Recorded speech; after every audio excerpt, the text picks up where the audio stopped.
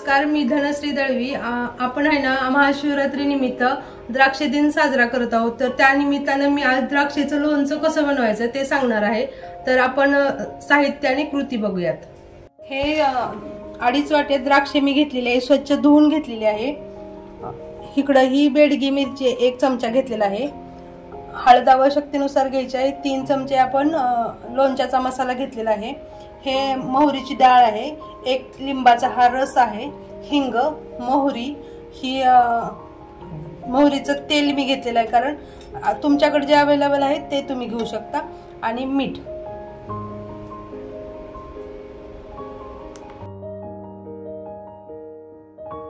चला तर मग आपण आहे ना ही 2.5 वाट्या मी घेतलेली द्राक्ष ना स्वच्छ धुवून कापून घेतलेले आहे। अशा पद्धतीने कापायचे, मी तुम्हाला दाखवते।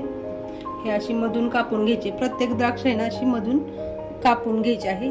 चला तर आता आपण त्याच्यामध्ये मसाले घालूयात। हा लोणच्याचा मसाला आहे, साधारण 3 चमचे घालूयात आपण याच्यामध्ये।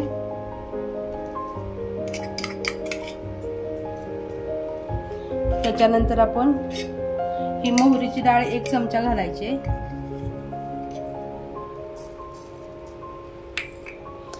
आता आपण त्याच्यानंतर 1 सपाट चमचा नमक घालणार आहोत।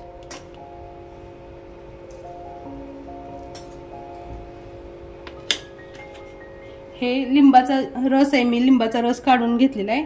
हा एका अख्ख्या लिंबाचा रस आहे, तो मी घालत आहे याच्यामध्ये।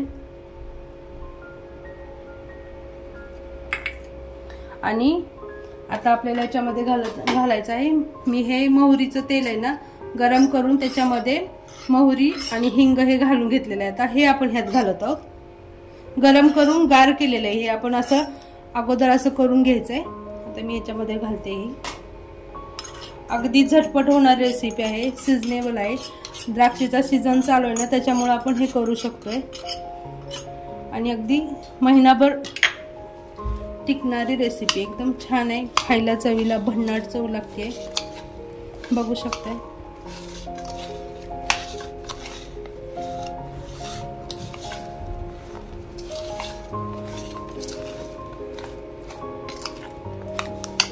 सर्व साहित्य मिक्स करून झालंय, बघू शकताय।